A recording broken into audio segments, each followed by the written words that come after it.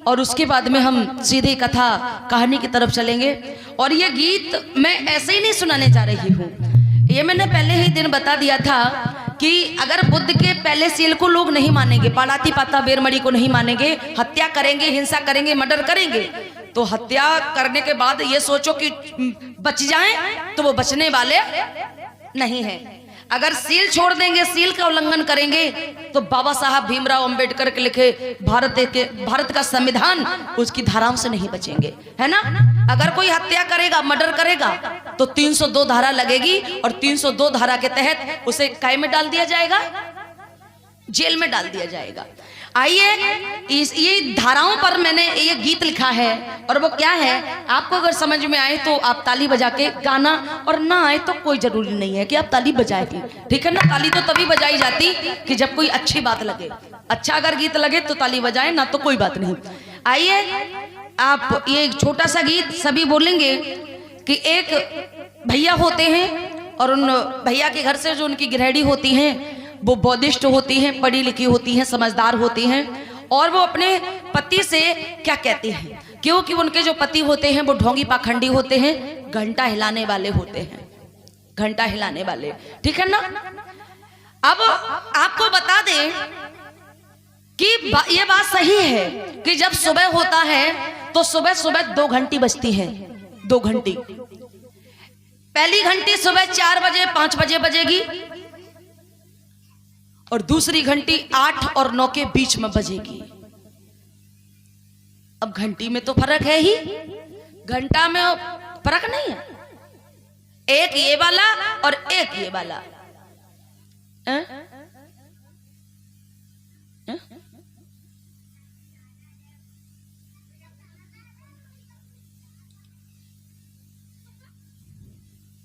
ऊपर से निकल जात बात, शंख झालर है,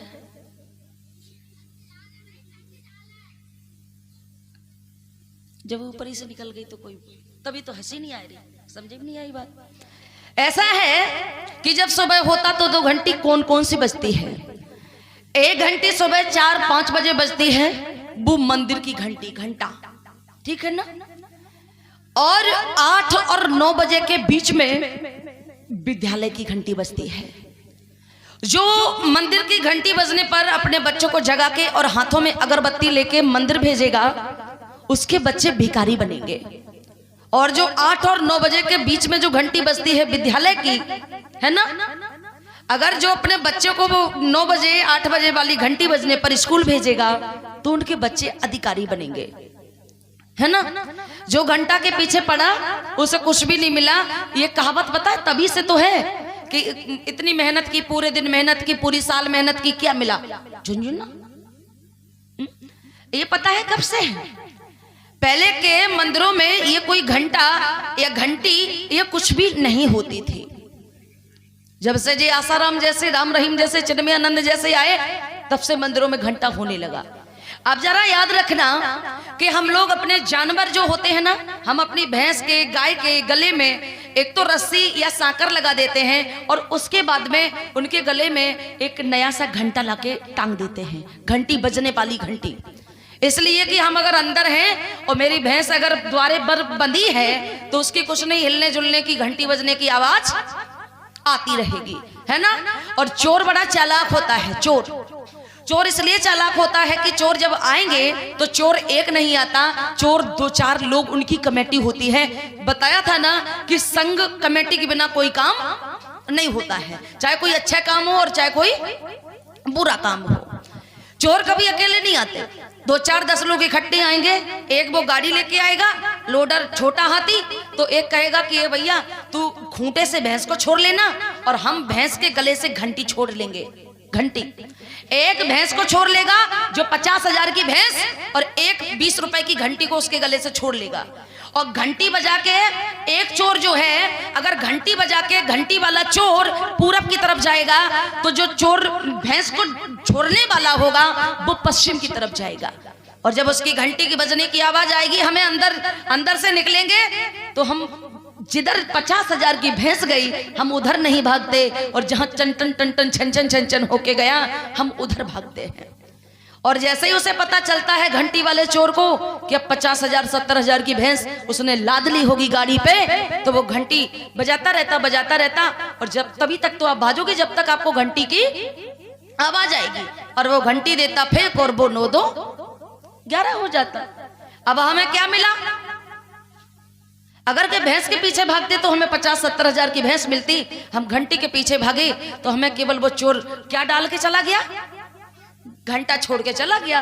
तभी से तो ये कहावत है, भैया इतनी मेहनत की, भाग दौड़ के गए, पक्का मिल गया घंटा। वास्तविक सही बात है, घंटा ही मिलो।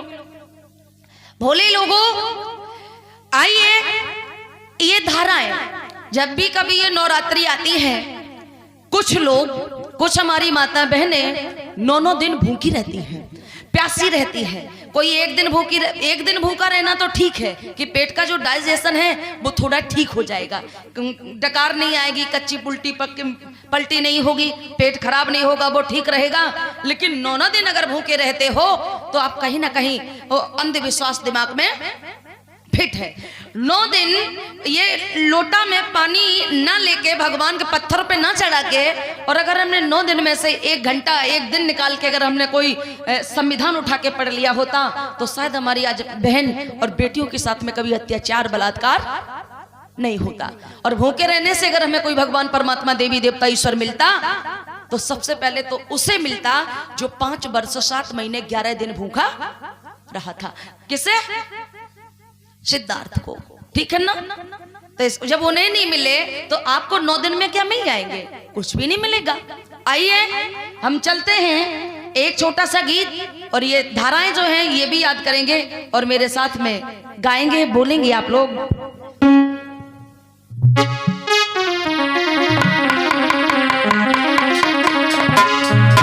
एक गृहिणी होती है तो वो अपने पति से क्या बोलती हैं, जरा ध्यान देना।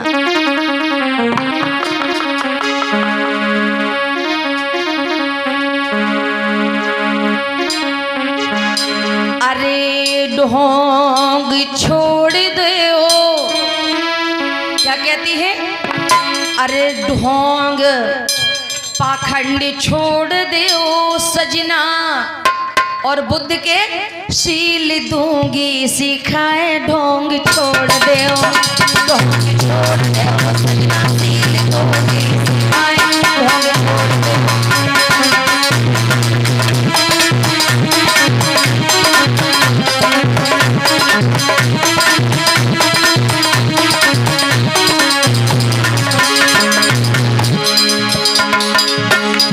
जरा ध्यान देना, क्या छोड़ दो? और वो गृहिणी अपने पति से क्या कहती है? ढोंग छोड़ दो सजना, और ये बुद्ध के बताई हुई है जो पंचशील। अरे ढोंग छोड़ दो सजना, सील दूंगी सिखाए ढोंग छोड़ दो। ढोंग छोड़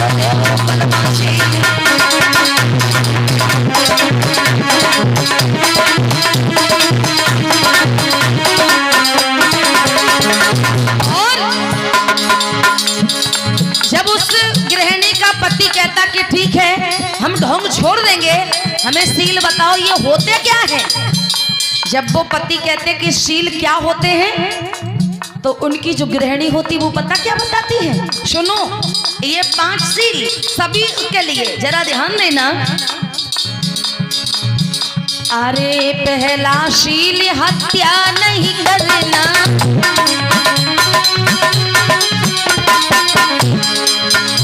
क्या नहीं करना? हत्या। जैसे आज संवैधानिक तौर पर कह सकते हैं मर्डर। अरे पहला सील हत्या नहीं करना,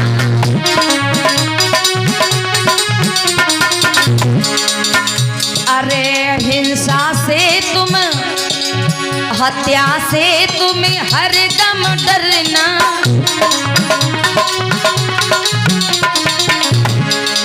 जरा ध्यान देना, पहला शील हत्या नहीं करना, हत्या से तुम हरदम डरना। क्यों? पहला शील हत्या नहीं करना, हत्या से तुम हरदम डरना, क्योंकि अरे हत्या की धारा 302 लग जाए। ढोंग छोड़ दो, ढोंग छोड़ दो सजना, सील दूंगी सिखाए छोड़ दे ओ बदमाशी।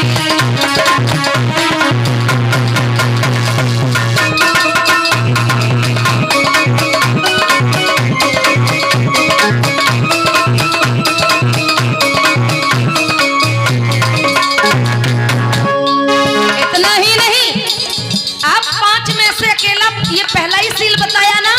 कितने बच्चे? पहला हत्या नहीं करना, हत्या करोगे तो 302 धारा लगेगी और जेल जाओगे, हत्या से दूर रहना।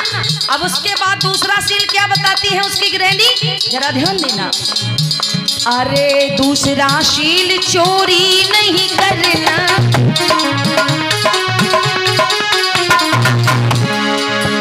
अरे दूसरा सील चोरी नहीं करना। और चोरी की धारा अलग लगेगी और छीना झपटी की भी धारा अलग लगेगी। अरे दूसरा सील चोरी नहीं करना, छीना झपटी से, जरा छीना झपटी से तुम तो बचना। अगर तुम कभी किसी की चीज की चोरी करोगे तो चोरी की धारा 378 लगेगी। चोरी करोगे चोरी की धारा 378 लगेगी। और अगर किसी की चीज की छीना झपटी करोगे तो छीना झपटी की धारा 412 लगेगी और जेल में डाल दिए जाओगे। कहती अरे चोरी की धारा 378 लगे जाए, ढोंग छोड़ दो, ढोंग छोड़ दो, बदमाशी को सिखाए ढोंग छोड़ दो।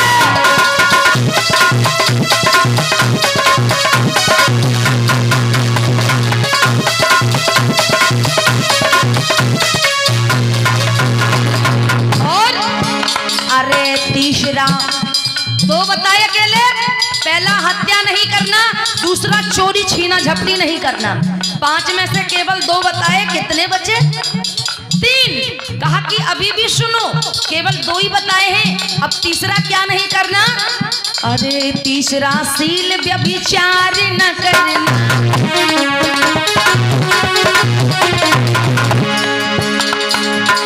अरे अगर व्यभिचार करोगे तो बिना मौत इसमें है मरना।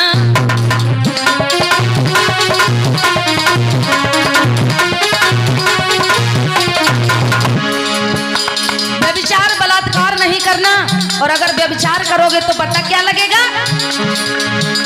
अरे व्यभिचार की धारा 376 लग जाए, ढोंग छोड़ दे, ढोंग छोड़ दे, सजना सील दूंगी सिवाय।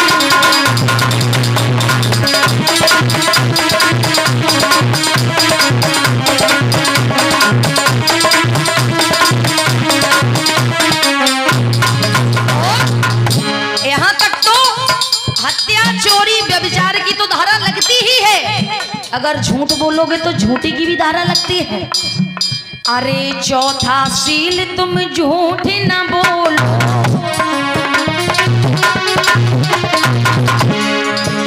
अरे सही गलत को ज्ञान से तोलो।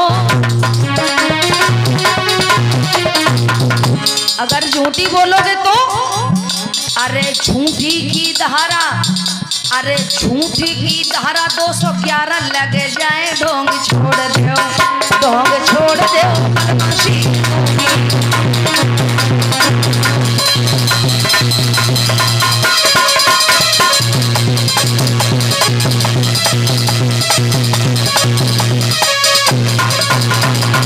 गाइए। आप अकेले 4 बताए हैं ना, अब कितना बचा? 1 बचा पंचशीलों में से, जरा ध्यान देना। अरे 5वां सील नशा मत करना, 5वां सील, 5वां सील नशा नहीं करना।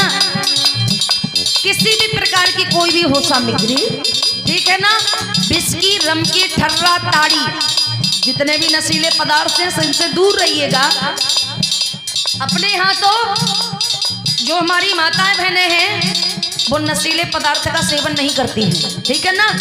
लेकिन हम कहीं कहीं जाते हैं ना तो हमने देखा कि बीड़ी नहीं पीती, घटनियां नहीं खाती, लेकिन एक नशा करने वाला मंजन आता है, मंजन।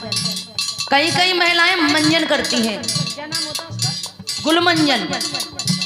तो सर हिलाती रहती और बस नशा में जाती गिर, और कहती हमें नशा से बहुत दूर रहने, और पति को रोकती दारू न पियो, आखिर पी तो तुम मुझे मंजन रही है ना। तो ये मंजन जो भी नशीले चीजें हैं इनसे बिल्कुल दूर रहो। और अरे पांचवा सील नशा नहीं करना,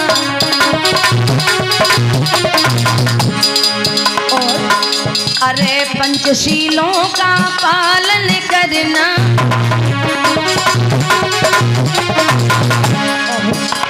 ये गीत मैंने लिखा इसीलिए, अरे रजनी अंबेडकर रही आपको बताएं, ढोंग छोड़ दो, ढोंग छोड़ दो, सजनाशील दोगे सिखाए, ढोंग छोड़ दो।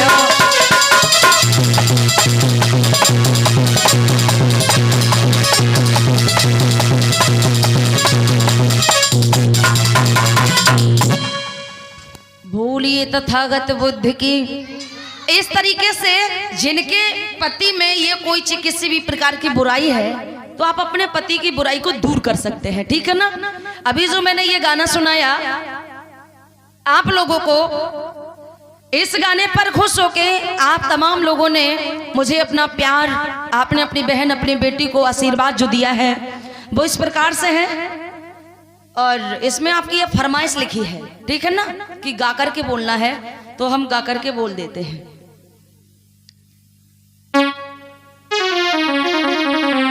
जरा सुनिए। आज भरी सभा में भैया आए,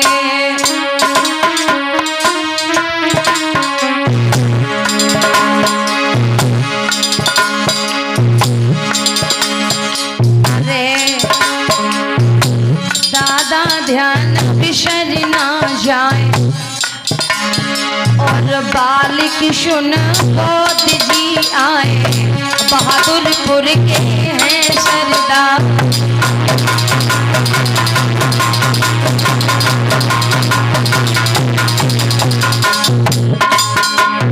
माननीय बालकिशन बौद्ध जी, अरे बालकिशन बौद्ध बहादुरपुर के 10 को नोट होगी दो,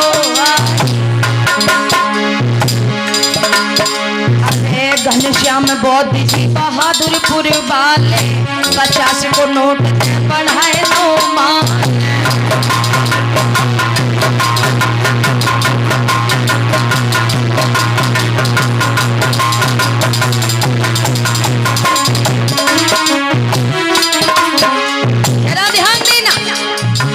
माननीय घनश्याम बौद्ध जी बहादुरपुर से आप भैया की तरफ से मुझे 50 मुद्राओं से सम्मानित किया जा रहा है। और अरे छोटे लाल कारीगर भैया, और 50 को नोट होगी दो, बहादुरपुर के हैं बस भैया, बड़ी महफिल में गए मुशिकारी।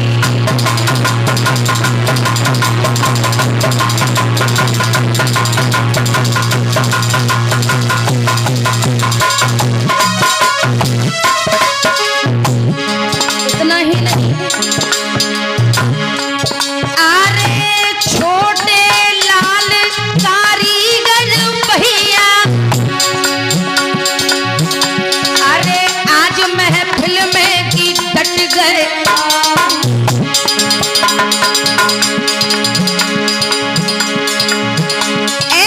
हिम्मत सिंह शाकी जी आए, और 50 को नोट दे बढ़ायो मान।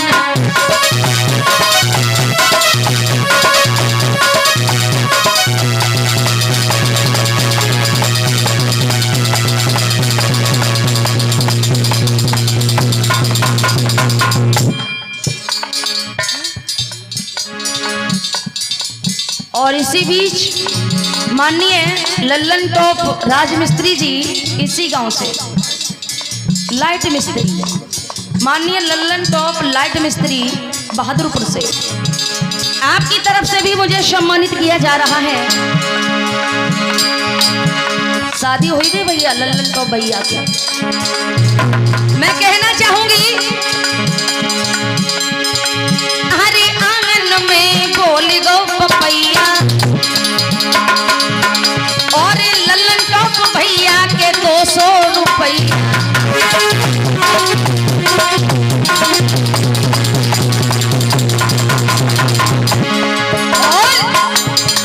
अरे आंगन में ररक गई रोरी और लाइट मिस्त्री जी की अमर रहे जोड़ी।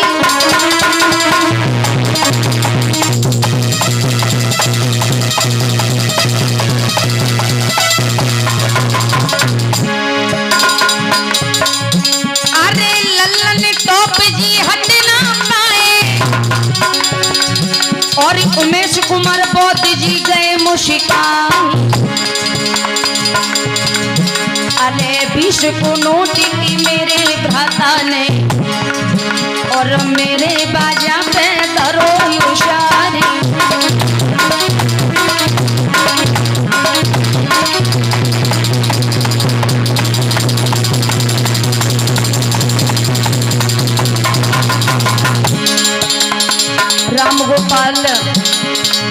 राम गोपाल शब हमें आए हैं धीरे धीरे।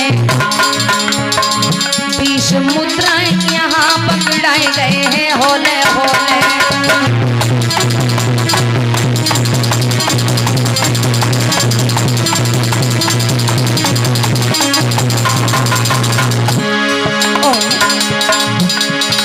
करण सिंह बौद्ध सभा में आए हैं धीरे धीरे। 20 मुद्राएं यहाँ गहाए गए हैं होले।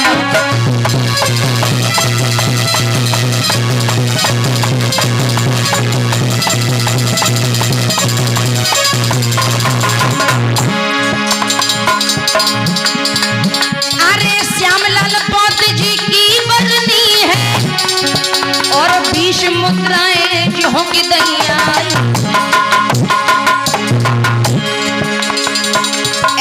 तुमने माने हमारो रखो और आपको रखे हैं कि बुद्ध महान।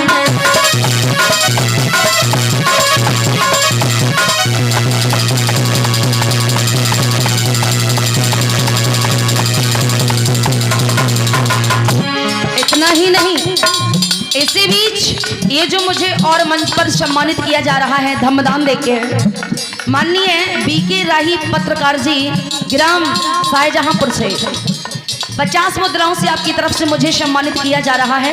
इसी बीच माननीय बुद्ध प्रकाश बौद्ध जी ग्राम शाहजहांपुर से आपकी तरफ से भी 50 मुद्राओं से मुझे सम्मानित किया जा रहा है। इसी बीच माननीय अशोक कुमार कुशवाहा जी ठेकेदार बहादुरपुर निवासी, आप भैया की तरफ से भी मुझे 100 मुद्राओं से सम्मानित किया जा रहा है।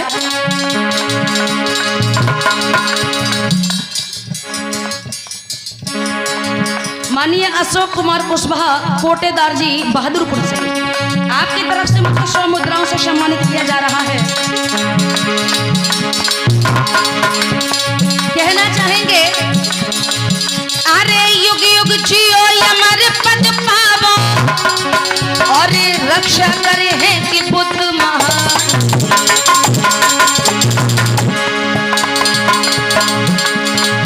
अरे अमृत कुआं खुदरी अंगना में और को पियो मरी हुई जाओ।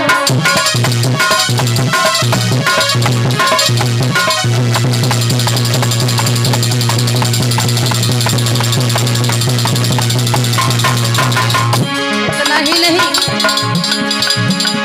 कहना चाहेंगे, अरे बुद्ध गीत गाए लो, अरे बुद्ध गीत गाए लो बहादुरपुर में, बुद्ध गीत गाए लो बहादुरपुर में।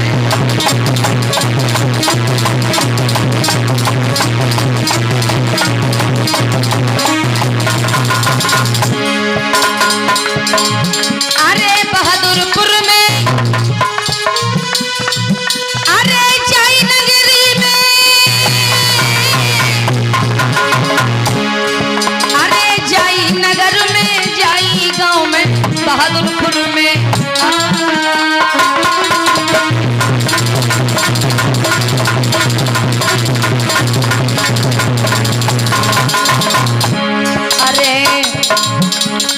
बुद्ध गीत गाए ले बहादुरपुर में बुद्ध गीत।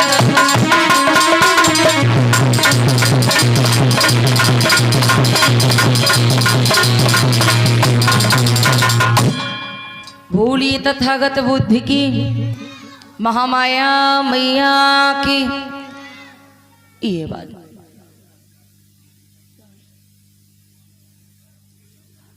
भोले धम्म बंधु, ये आप लोगों ने मुझे मंच पर धम्मदान दिया है, गा के मैंने बोल दिया, ठीक है। इस पे लिखा है कि गा के ही बोलने चाहिए, ठीक। अब कथा कहानी की तरफ चलते हैं और बीच बीच में आपका ये जो धम्मदान है वो भी बोल देंगे, ठीक है ना। और टाइम मिलेगा तब गा के बोलेंगे, नहीं तो ऐसे ही बोल देंगे।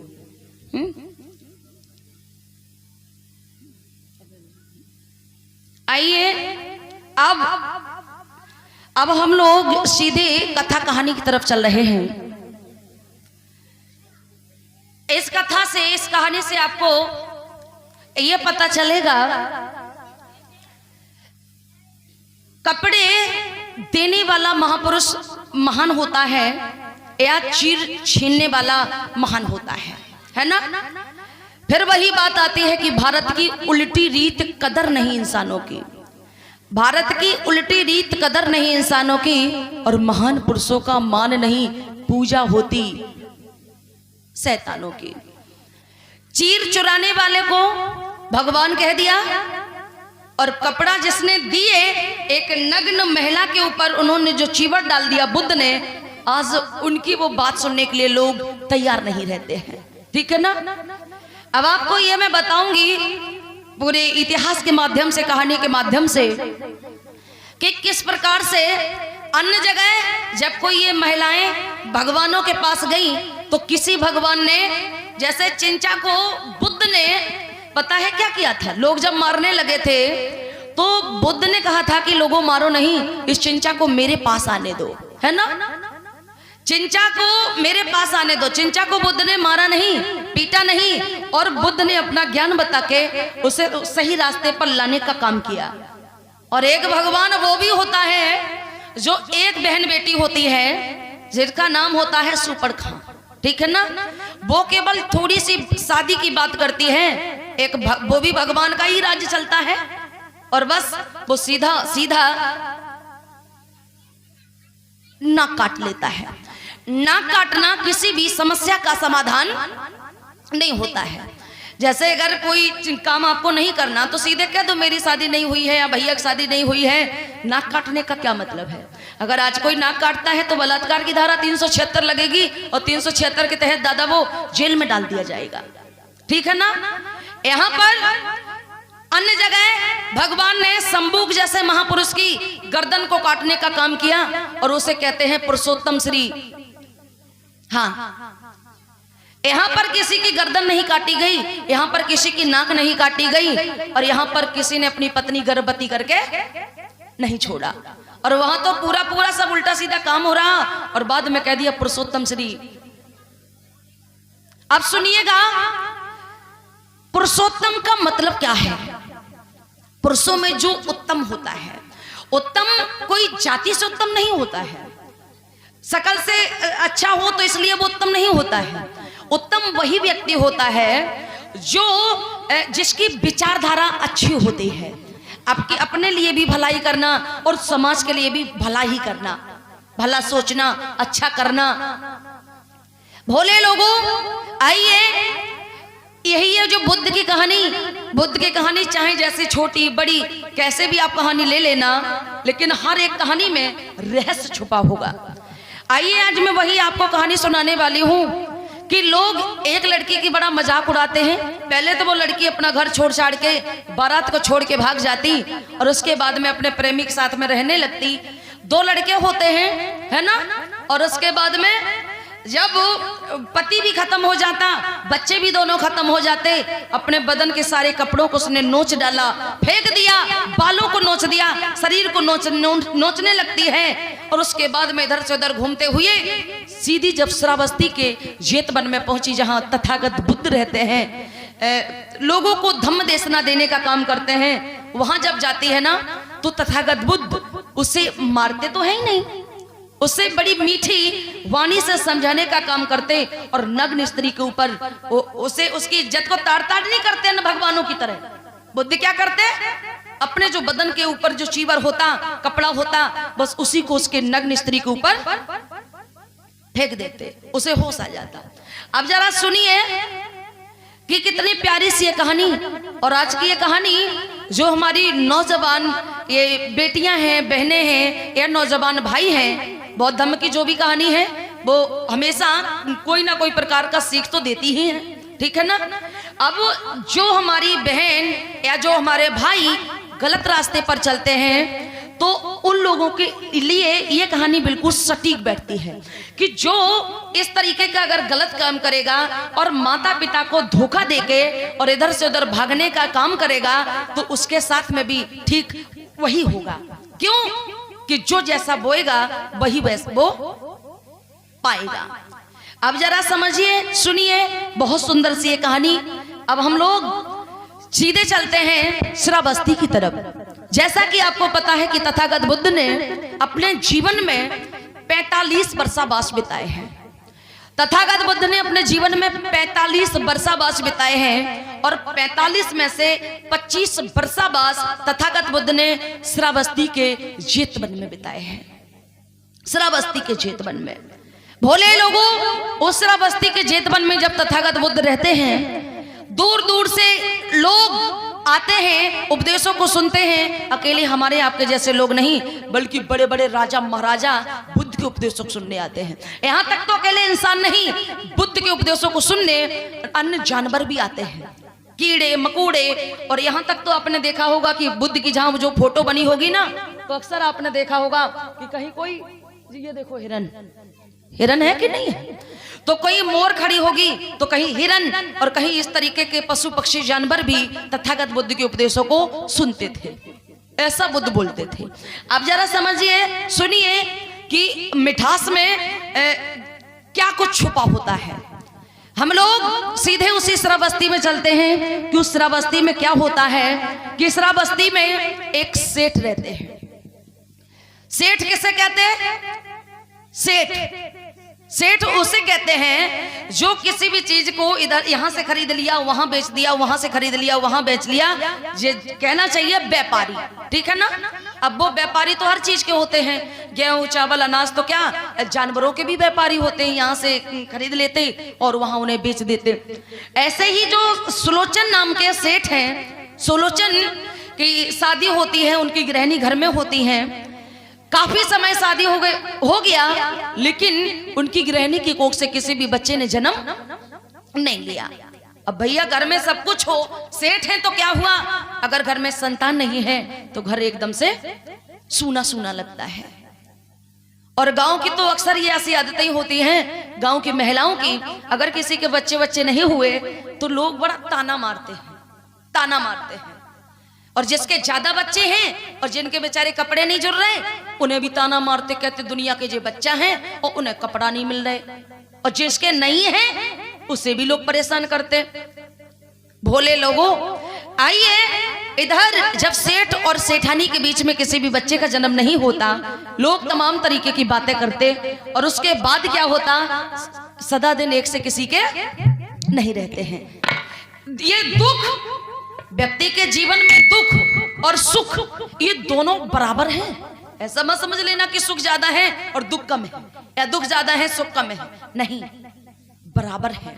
अगर अभी आप सुख से रह रहे हैं तो आप ये पक्का मान लीजिए कि सुख के बाद आपको दुख आएगा आप पर, अब उसे भी काटना पड़ेगा।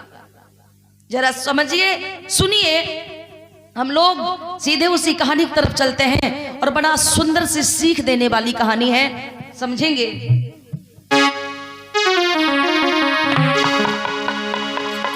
उत्तर भारत दरमियानी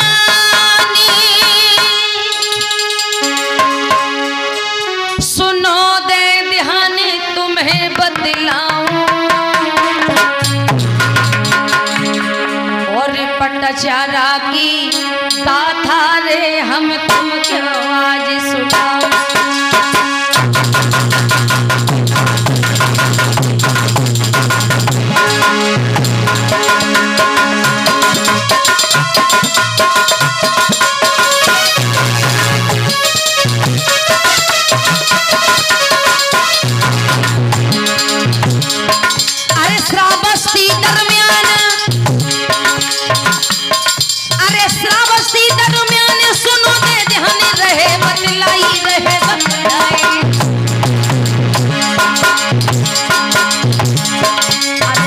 सुलोचन की गाथा अरे तुमको रहे सुनाई।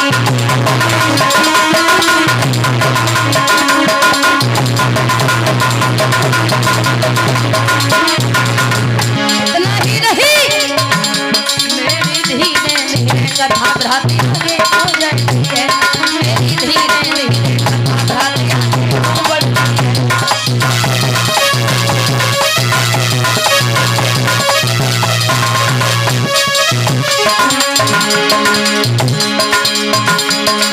आगे को जा रही है कथा, आगे को जा रही है रे कहानी, आगे जा रही है रे कथा। मेरी मेरी मेरी धीरे धीरे कथा भ्राती आगे हो जाती है।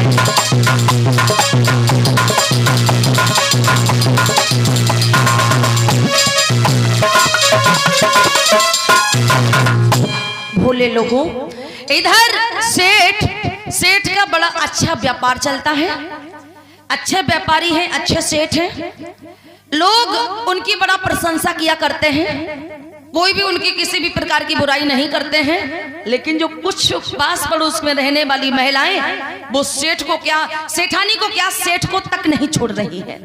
आपस में महिलाएं बातें करती और हर गांव में भाभी दो चार माताएं बहनें ऐसी होंगी कि उन्हें अपने घर की नहीं वो बीमारी समेटती, लेकिन दूसरे घर की देखते हैं कि इनके घर में आज पति पत्नी में लड़ाई भाई या ना भाई, इनके घर में कछु बनो या ना बनो, सास बहू में लड़ाई भाई या ना भाई।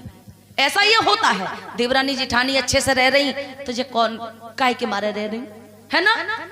और कुछ तो ऐसी भी होती है कि अगर अच्छा देख लिया कि बढ़िया से खा पी रहे हैं तो चलो इनके घर में कछु ना कछु आगी लगाए दो।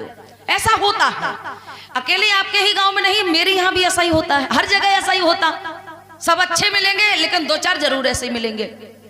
उन्हें दूसरे की बात को, दूसरे में मतलब कमी निकालना उन्हें बड़ा अच्छा लगता है। और जो ज्यादा भोला वाला सीधा साधा होगा ना, खामोश रहने वाला व्यक्ति होगा, उसके लोग तो और ज्यादा फायदा उठाते रहते हैं।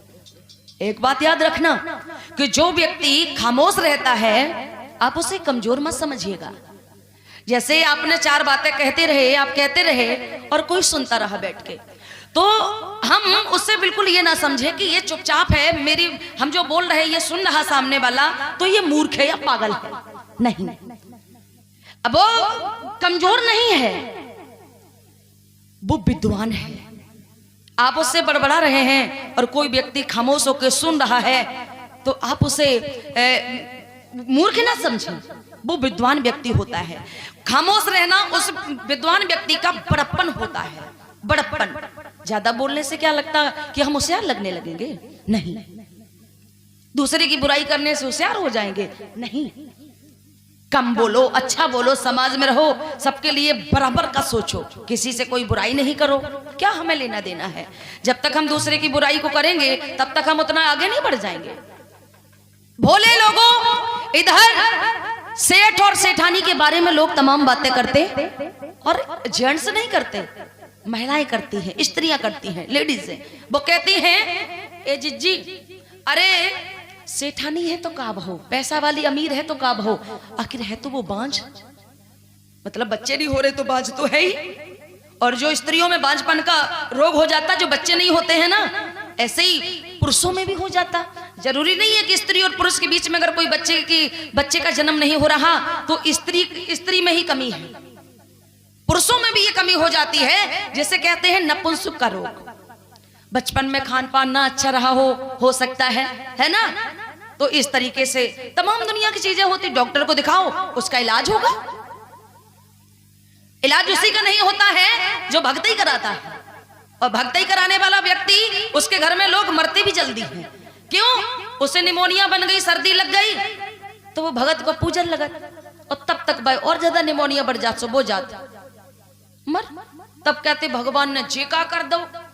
अरे बीमार हुए हो तो बीमार हुए किसके पास जाओगे? जो डॉक्टर के पास जाएगा वो सही हो जाएगा, और जो देवी देवता भगवान मंदिर भगत के चक्कर में रहेगा, भाग्य किस्मत के चक्कर में, किस्मत में जो लिखी है सो। ऐसा थोड़ी होता है किस्मत में लिखा है सो होगा, नहीं। हाथों में कुछ भी नहीं लिखा है, ये तो रेखाएं हैं। जब लोग हिंदी नहीं पढ़ पा रहे तो बताइए अंगूठा टेक लोग बाबा भगत क्या आपकी हथेली पर लिखा हुआ पढ़ लेंगे? और जो लिखा हुआ तो लिखावट होती है, अगर कोई दूसरा पढ़ लेगा तो क्या हम नहीं पढ़ पाएंगे? जो लिखा होता है तो वो सब पढ़ लेते हैं, ठीक है ना। ये सोचो कि नहीं कि मेरे पास अगर कोई गाना लिखा है तो ये केवल मैं पढ़ पाऊंगी, आप नहीं पढ़ पाएंगे, तो ऐसा थोड़ी होता है। जो लिखा है अगर हम पढ़ लेंगे तो आप भी तो पढ़ लेंगे। भोले लोगों, इधर सेठ और सेठानी के बीच में किसी भी संतान ने जन्म नहीं लिया। लोग महिलाएं तरह तरह की बातें करती हैं, तरह तरह की बातें करती हैं और कहती हैं कि सेठानी है तो क्या हुआ, आखिर है ये बाजिन, और इनके पति सेठ हैं तो क्या हुआ, आखिर है तो ये नपुंसक, और ये दोनों बाज नपुंसक के यहाँ तो एक भी कोई बच्चा पैदा नहीं होगा। और कुछ लोग ऐसा भी सोचते हैं कि अगर जिसके बच्चे नहीं है ना, और उसे अगर सुबह जाग के और उसे अगर देख लो तो कहते हैं कि पूरा दिन अशुभ हो जाता है, अशुगुन हो जाता, अशुगुन कहते हैं ना। अशुगुन कौन मानते हैं, कितने लोग मानते हैं अशुगुन? जैसे कभी हम लोग कहीं गए, हम लोग यहाँ से अपना शहर कौन है, समथर है, क्या है, समथर या कोई भी मान लीजिए, मोठ मान लीजिए, है ना। तो हम लोग कहीं यहाँ से निकले, मान लीजिए बाई चांस हम एग्जाम देने के लिए जा रहे हैं। एग्जाम की डेट 10 बार तो नहीं आएगी। एग्जाम अगर जैसे आज है तो वो आज देना पड़ेगा।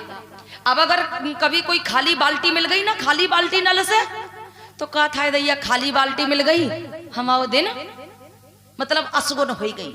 खाली बाल्टी मिल गई, अशुगुन हो गया।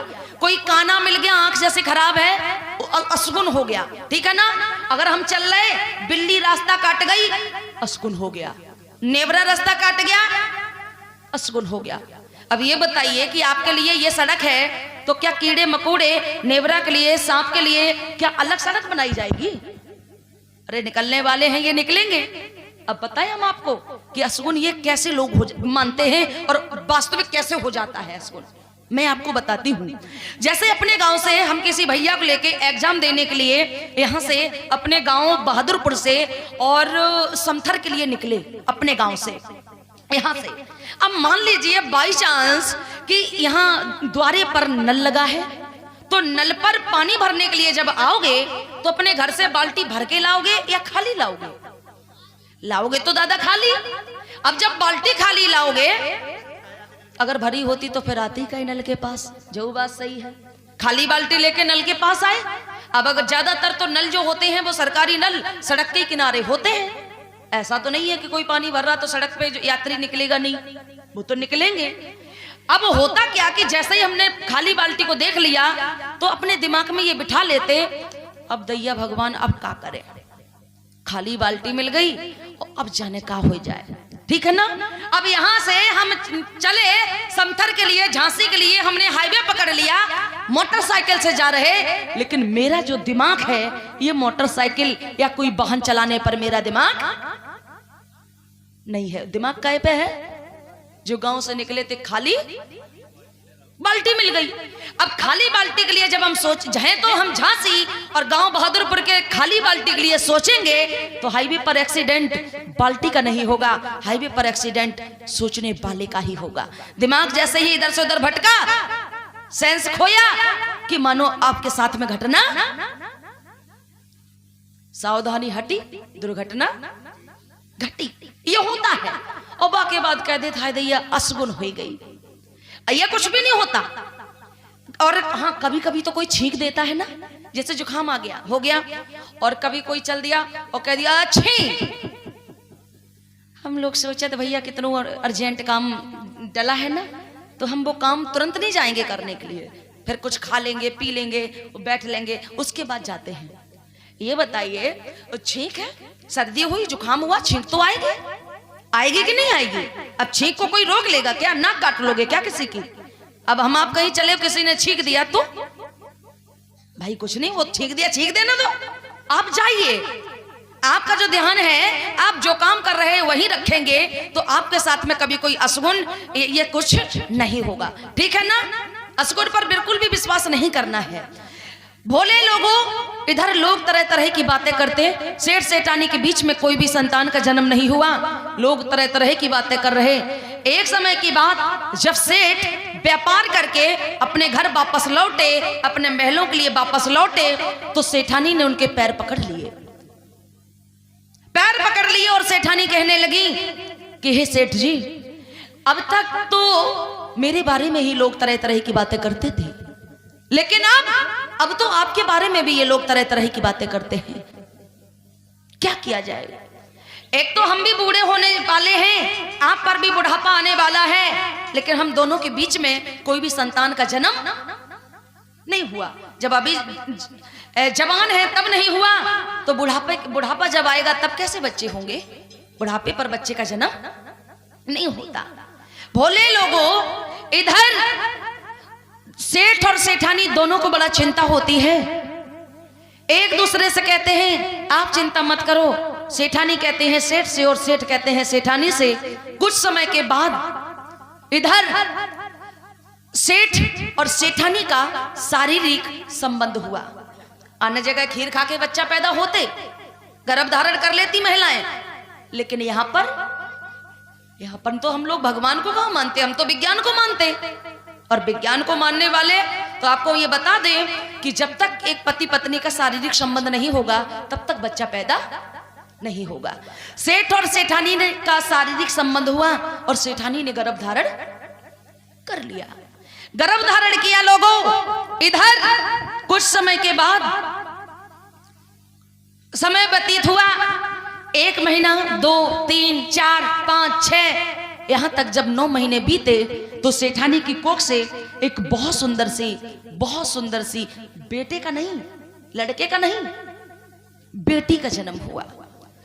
बेटी का जन्म हुआ। बेटी का जब जन्म हुआ, बड़ा खुशी मनाते हैं सेठ और सेठानी। किस प्रकार से, जरा ध्यान देना। अब किसी के यहाँ काफी समय के बाद बेटी का जन्म हुआ है तो खुशी को मनाने के लिए बनती ही, सब खुशी मनाने लगे।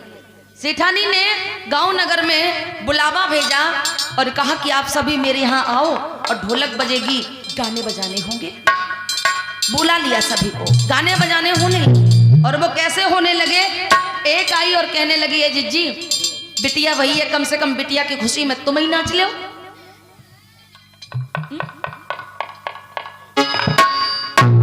एक कहने लगी कि नहीं, तुम गाओ, हम आपके साथ गवाएंगे, लेकिन हमें नाचना तो आता ही नहीं है। अब हुआ क्या लोगों, किस प्रकार से गाने लगी हैं।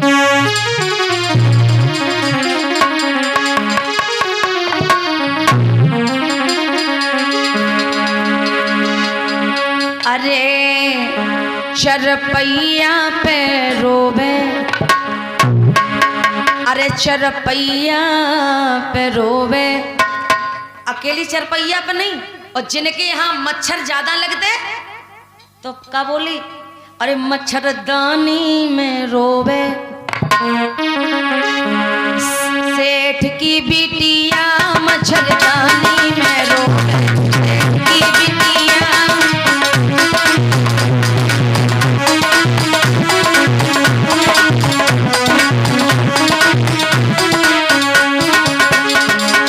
बोलिएगा, बेटी को लोग दुलार कर रहे, प्यार कर रहे, और ऐसे ही गीत गा रहे हैं, आप लोग भी गाइए। अरे चरपैया पे रोवे हमारी बिटिया, चरपैया पे रोवे।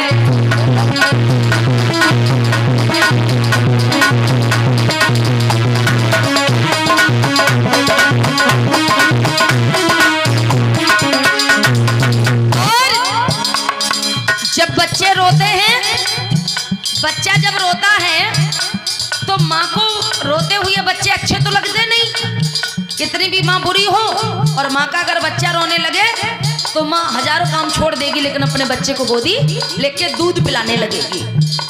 अब जैसे ही वो बिटिया रोती तो सेठानी पता है क्या कहती है, अपनी जो बूढ़ी है, सास के नमा है, बूढ़ी बड़ी दादी है, उनसे पता क्या कहती, मेरी बिटिया रो रही है और मेरी बिटिया को हे सासू माँ, चाची, ताई, क्या बोली, ले लो सासू रानी मेरी बिटिया।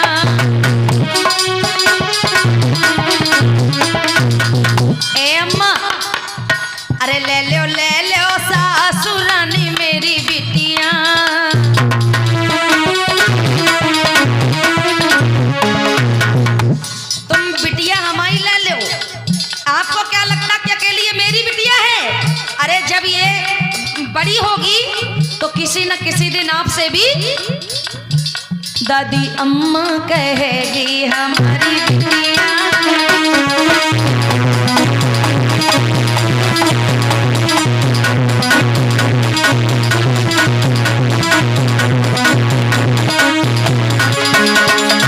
जरा ध्यान देना, ले लो।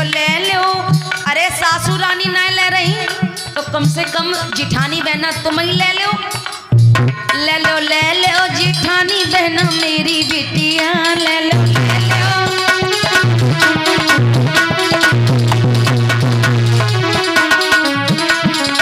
और तुमसे ताई कहेगी कि नहीं?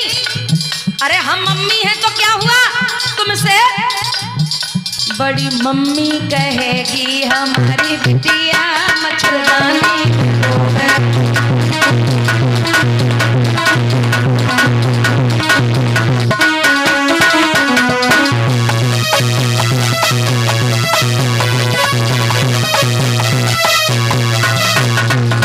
इतना ही नहीं, कम से कम सास जिठानी देवरानी नहीं ले रही है तो कम से कम ए ननंद बहना तुम ही ले लो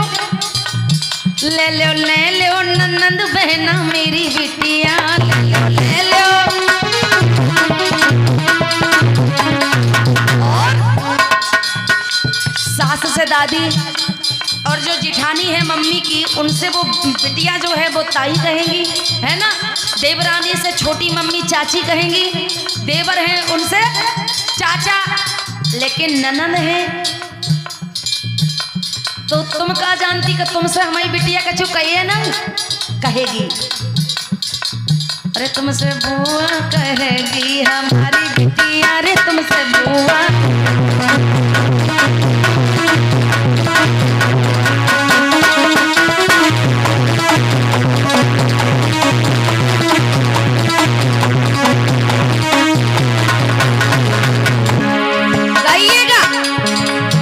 कछु लेती ना देती।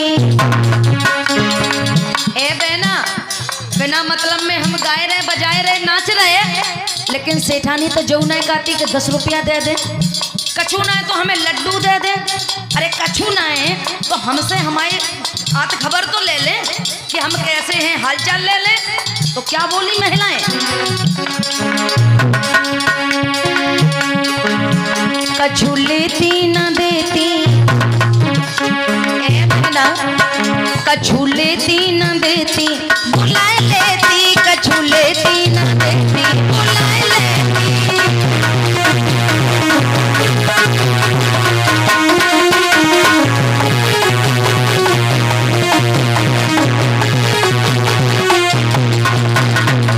और अकेली हमें से दुर्व्यवहार है। अरे सबको देती गुइया, अरे सबको बिछाती, अरे सबको बिछाती बहना, दरी बिछोना सबको बिछाती, दरी बिछोना, दरी बिछोना।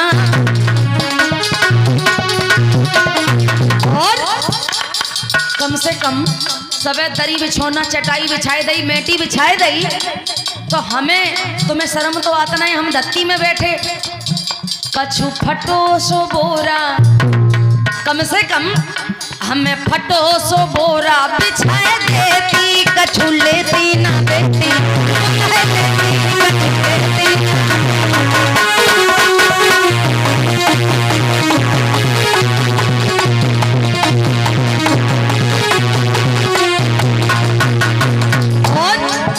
अरे सबको खिलाती बहना, लड्डू पेड़ा सबको खिलाती भैया,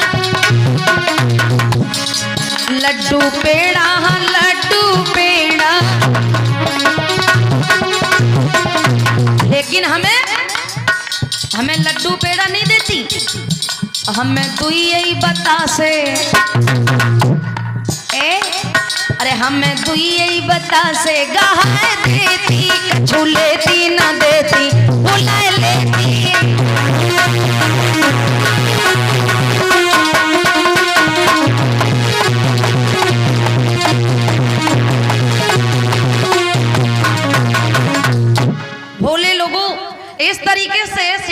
जो सहेली है, अब वही से सहेली तारीफ करने में जुटी है जो सेठानी से कह रही थी कि सेठानी तो बांझ है।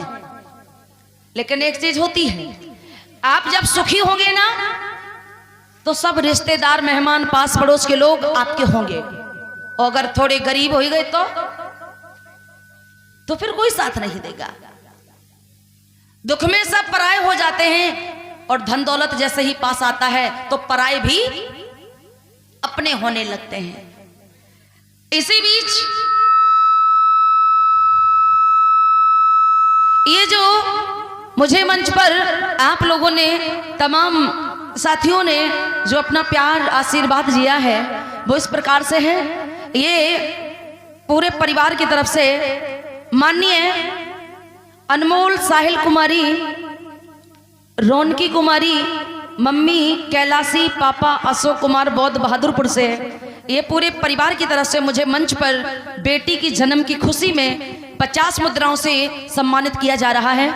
एक बार ऐसे परिवार के लिए भी जोरदार ताली बजा दीजिएगा, जोरदार ताली। इसी बीच माननीय बालकिशन बौद्ध जी बहादुरपुर से 10 मुद्राएं। इसी बीच माननीय कल्लू भास्कर जी लाहौर हवेली 50 मुद्राएं। माननीय प्रांत बौद्ध लाहौर हवेली आपकी तरफ से 50 मुद्राएं। इसी बीच माननीय ऊषा भगवान सिंह